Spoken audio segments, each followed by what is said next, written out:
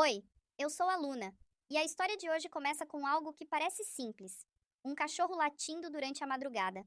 Mas quanto mais eu lia, mais eu tinha a sensação de que alguma coisa muito errada estava acontecendo. E o pior, ninguém conseguia explicar o motivo. Vamos para a história. Eu moro com meu namorado Rafael em um pequeno condomínio no fim de uma rua sem saída. Nosso apartamento fica praticamente isolado dos outros. Existe apenas uma trilha estreita ao lado do prédio que leva para outra rua do bairro. Durante o dia é um lugar tranquilo. À noite, porém, aquele caminho parece completamente diferente. Nós também temos uma cachorra chamada Mel. Mel já estava conosco há mais de 10 anos e conhecia cada som daquele lugar. Por isso, o que aconteceu naquela semana me assustou tanto. Tudo começou numa terça-feira. Por volta das 10 da noite, eu estava terminando de assistir uma série no quarto quando ouvi Mel começar a latir lá embaixo. Não era um latido comum.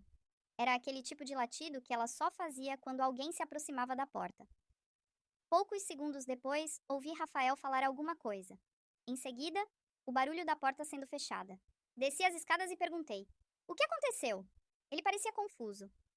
Um cara abriu a porta e tentou entrar. Na mesma hora, senti um frio na barriga. Entrar? Sim. Ele simplesmente girou a maçaneta e colocou a cabeça para dentro. E quem era? Rafael deu de ombros. Não faço ideia. Meu namorado tinha o hábito irritante de esquecer a porta destrancada. Ele cresceu numa cidade pequena e nunca se preocupava muito com isso. Naquele dia, esse costume quase nos deu um problema. Segundo ele, o homem parecia perdido. Quando percebeu que estava no lugar errado, pediu desculpas e foi embora. Pelo menos era isso que parecia. Como já estava tarde e ambos precisávamos acordar cedo, decidimos não pensar mais no assunto. Mas Mel não concordava. Durante toda a madrugada, ela continuou observando a porta. A cada hora levantava a cabeça, rosnava baixinho. Depois voltava para a cama. Aquilo começou a me incomodar, mesmo assim tentei dormir. Foi um erro, porque às 4 da manhã fui acordada por um som que nunca vou esquecer. Bang, bang, bang. Alguém estava batendo na porta. Não, batendo não.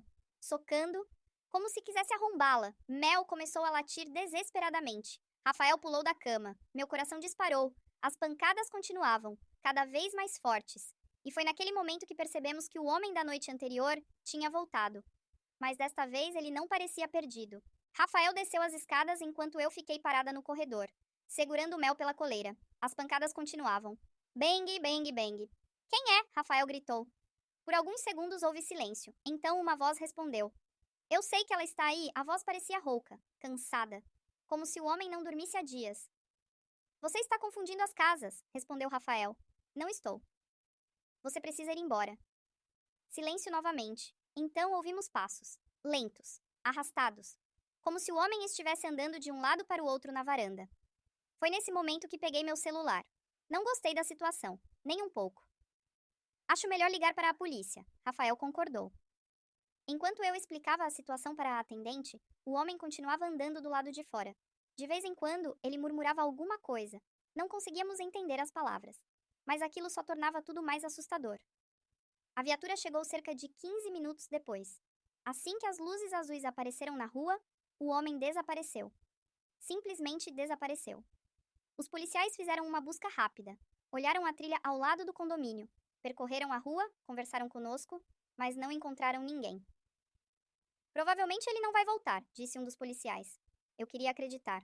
Mas alguma coisa dentro de mim dizia o contrário. Na manhã seguinte fui trabalhar, ou pelo menos tentei. Passei o dia inteiro cansada, distraída, olhando para o celular a cada 5 minutos. Quando cheguei em casa naquela noite, Rafael estava sentado no sofá. Parecia preocupado. O que foi? Ele apontou para a mesa da cozinha. Sobre ela havia um papel dobrado. Encontraram isso na porta. Meu estômago gelou. Abri o papel. Havia apenas uma frase escrita à mão. Ela ainda está escondida aí. Nenhum nome, nenhuma explicação, nada. Apenas aquela frase. Senti um arrepio percorrer minhas costas. Você mostrou isso para a polícia? Mostrei. E? Disseram que sem ameaça direta não podem fazer muita coisa. Aquilo foi extremamente frustrante. Alguém estava rondando nossa casa, deixando bilhetes, aparecendo durante a madrugada, e mesmo assim parecia que ninguém podia fazer nada. Naquela noite resolvemos instalar uma câmera. Não era nada sofisticado, apenas uma câmera simples apontada para a mu na entrada. A ideia era descobrir quem era o homem. Talvez conseguíssemos uma placa de carro, ou alguma imagem útil. Por volta das 2 da manhã, recebemos uma notificação. Movimento detectado. Rafael e eu acordamos imediatamente. Meu coração começou a acelerar. Abrimos o aplicativo da câmera. E lá estava ele, parado, imóvel. O homem estava em frente à nossa porta, mas o que mais me assustou não foi isso. Foi o fato de ele não estar olhando para a câmera, nem para a porta. Ele estava olhando diretamente para uma das janelas do segundo andar. A janela do nosso quarto, como se soubesse exatamente onde estávamos. Como se estivesse esperando que aparecêssemos. Mel começou a rosnar. Um rosnado baixo, profundo. Eu nunca tinha ouvido aquele som antes. Foi então que o homem levantou lentamente a mão e apontou para a janela, diretamente para nós, mesmo sem conseguir nos ver. Foi nesse momento que senti medo de verdade, porque pela primeira vez tive a sensação de que aquilo não era apenas um homem confuso. Ele estava observando nossa casa. E talvez estivesse fazendo isso havia muito mais tempo do que imaginávamos. Na manhã seguinte, antes mesmo de sair para o trabalho, resolvi revisar todas as gravações da câmera. A ideia era simples: verificar se aquele homem havia aparecido em outros horários. Talvez descobrir de onde vinha. Talvez encontrar algum padrão. Eu não estava preparada para o que encontrei. Voltei às gravações alguns dias. Nada. Mais alguns dias. Nada. Então avancei para 2 semanas antes, e foi aí que meu sangue gelou. Ele estava lá, não na porta, mas perto da trilha ao lado do condomínio, parado, observando. A gravação mostrava apenas alguns segundos antes de ele sair do campo de visão. Continuei analisando. 2 dias depois, lá estava ele novamente. Mesma roupa, mesmo jeito de andar, mesmo comportamento, parado olhando para os prédios.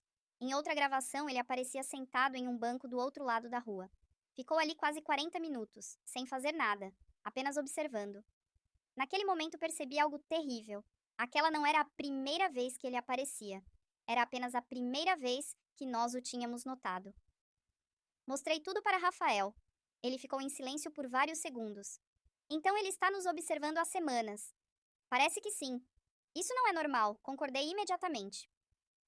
Levamos as gravações para a polícia. Desta vez, os policiais pareceram mais interessados, principalmente quando perceberam que o homem aparecia repetidamente. Um dos agentes pediu uma cópia dos vídeos. Outro anotou todas as datas. Mas ainda havia um problema. Ninguém sabia quem ele era. Durante 3 dias não aconteceu nada. Nenhum bilhete, nenhuma aparição, nenhum movimento suspeito. Pouco a pouco começamos a relaxar. Talvez a presença da polícia tivesse assustado o homem. Talvez ele tivesse desistido. Talvez tudo finalmente tivesse acabado. Então chegou a sexta-feira. Eu estava voltando do trabalho quando recebi uma ligação de Rafael. A voz dele estava estranha, tensa. Chega em casa agora. O que aconteceu? Só vem. Meu coração afundou. Dirigi até o condomínio o mais rápido possível. Quando estacionei, vi Rafael me esperando do lado de fora. E logo percebi o motivo. A porta do nosso apartamento estava marcada. Alguém havia riscado a madeira com algum objeto pontiagudo. Não eram palavras completas. Pareciam tentativas de escrever alguma coisa, linhas tortas, letras incompletas. Mas uma delas podia ser identificada. A letra M. A primeira letra do nome da nossa cachorra. Mel. Naquele momento, senti um calafrio percorrer meu corpo inteiro. Como ele sabe o nome dela? Rafael não respondeu, porque ele estava pensando exatamente a mesma coisa. Naquela noite quase não dormimos. Cada som parecia uma ameaça. Cada sombra parecia esconder alguém. Por volta das 3 da manhã, Mel levantou a cabeça. Imediatamente fiquei alerta. Ela caminhou até a janela. Começou a rosnar. Devagar, sem latir. Aquilo era ainda pior. Aproximei-me da cortina e olhei para fora. A rua estava vazia, pelo menos foi o que pensei no início. Então notei uma figura, parada entre as árvores da trilha, quase invisível, observando nossa casa. Era ele. Não havia dúvidas. Mesmo à distância, eu reconheci sua postura. O modo como permanecia imóvel, como uma estátua, como alguém esperando alguma coisa. Peguei o celular. Mas quando tentei fotografar, ele desapareceu novamente, como se soubesse exatamente quando estava sendo observado. Foi nesse momento que uma pergunta começou a me atormentar. E se ele não estivesse procurando outra pessoa? E se desde o começo ele estivesse procurando justamente a gente? Porque quanto mais eu pensava na situação, mais uma coisa me incomodava. Ele nunca tentou entrar em nenhum outro apartamento. Nunca abordou nenhum vizinho. Nunca foi visto em outro lugar do condomínio. Sempre aparecia perto da nossa unidade. Sempre. Como se tivesse escolhido aquela casa por algum motivo, e nós ainda não fazíamos ideia do porquê. No sábado de manhã, resolvemos conversar com alguns vizinhos. Talvez alguém tivesse visto alguma coisa.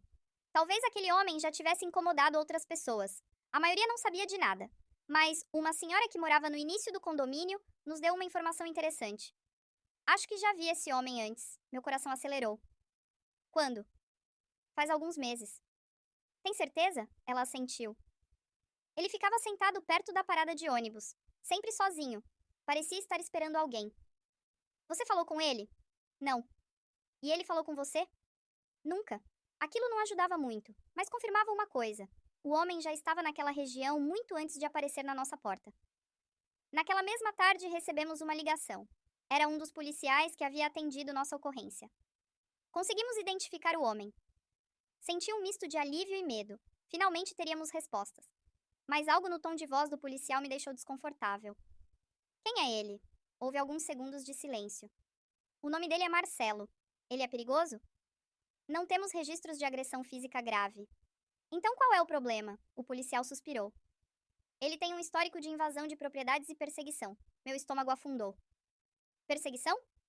Sim. Ele perseguia quem? Pessoas que acreditava conhecer. Como assim? Segundo os registros, ele costuma desenvolver obsessões por pessoas desconhecidas. Naquele momento senti um frio percorrer meu corpo, porque pela primeira vez aquilo começou a fazer sentido. O homem não estava procurando alguém específico. Ele estava convencido de que conhecia alguém que morava ali. Naquela noite, Rafael tentou me tranquilizar. Agora sabemos quem ele é. Isso não me tranquiliza nem um pouco. A polícia está acompanhando.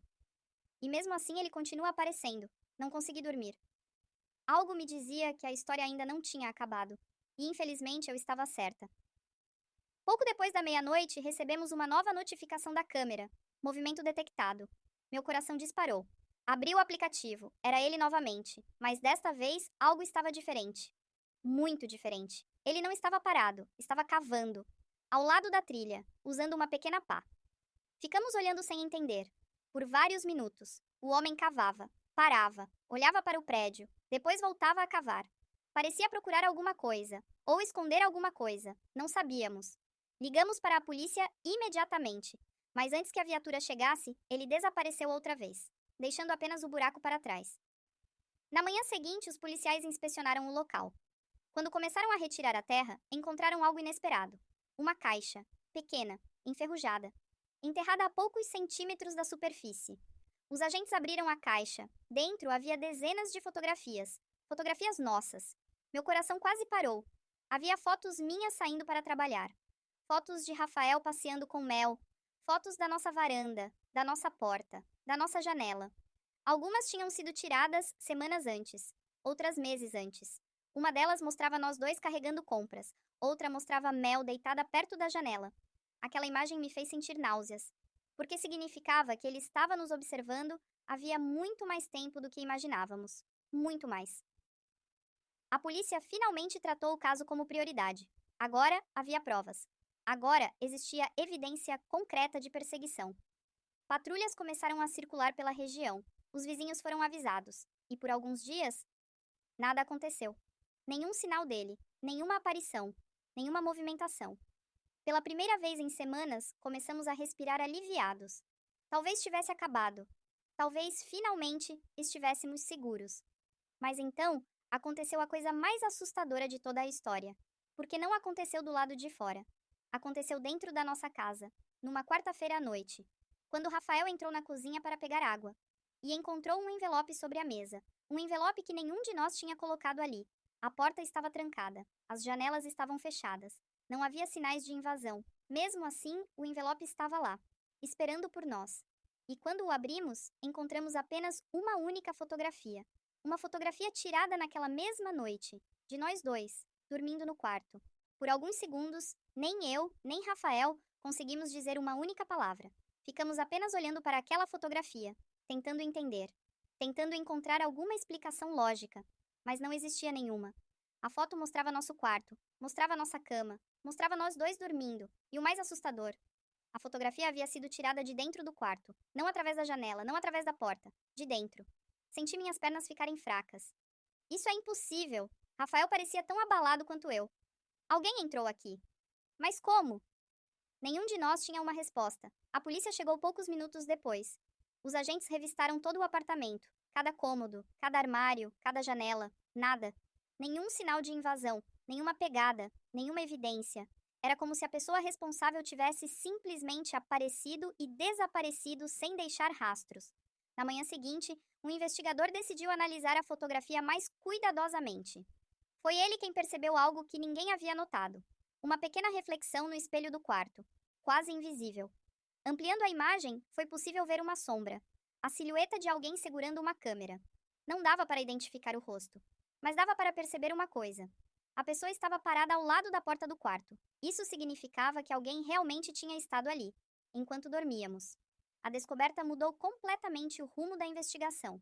A polícia passou a tratar o caso como invasão criminosa e perseguição. E foi então que descobriram algo inesperado. Durante a análise das câmeras da região, encontraram imagens de Marcelo entrando em uma casa abandonada próxima ao condomínio. Os policiais conseguiram um mandado e foram até o local. O que encontraram lá parecia cena de filme. As paredes estavam cobertas de fotografias, mapas, anotações, horários, rotinas, tudo relacionado a diferentes pessoas. Mas uma área específica do imóvel era dedicada apenas a nós. Fotos minhas, fotos de Rafael, fotos da Mel, impressões de redes sociais, anotações sobre nossos horários, locais onde costumávamos passear, até mesmo informações sobre nossos carros. Foi nesse momento que percebemos que aquilo nunca foi aleatório. Marcelo estava nos observando havia meses, talvez mais. A prisão aconteceu 2 dias depois. Um vizinho o reconheceu caminhando próximo ao condomínio e chamou a polícia. Desta vez, ele não conseguiu fugir. Quando os agentes o abordaram, encontraram diversas fotografias recentes em sua mochila.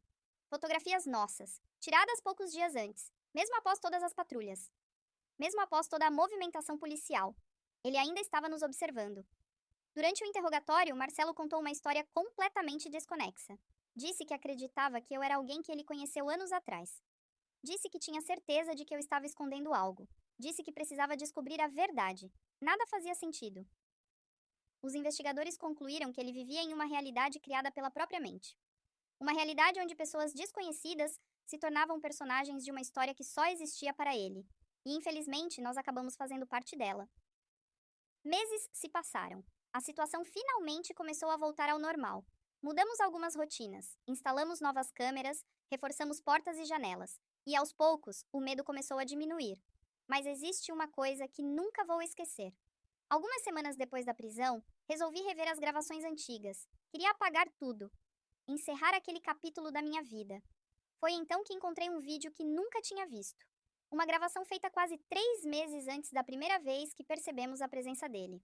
Na imagem aparecia Marcelo, parado do outro lado da rua, observando nosso apartamento, imóvel, sem fazer nada, apenas olhando. A gravação durava mais de 2 horas, 2 horas inteiras, e durante todo aquele tempo ele não deu um único passo, não mexeu os braços, não olhou para outro lugar, ficou simplesmente parado, observando. Naquele momento entendi uma coisa: a noite em que ele bateu na nossa porta não foi o começo da história. Foi apenas o momento em que finalmente percebemos que alguém estava nos observando, porque ele já estava lá muito antes disso, esperando, em silêncio, nas sombras, e até hoje, quando a Mel começa a latir para a porta durante a madrugada, uma parte de mim ainda sente aquele mesmo frio na barriga. A mesma sensação de que existe alguém lá fora, observando, esperando e torcendo para que a gente não perceba. E essa foi a história de hoje. Eu não sei vocês, mas a parte das fotografias foi o momento em que eu realmente fiquei arrepiada. Agora, eu quero saber sua opinião. Me conta nos comentários. E se você gosta de histórias da internet, se inscreva porque eu sempre trago novas histórias por aqui. Até a próxima!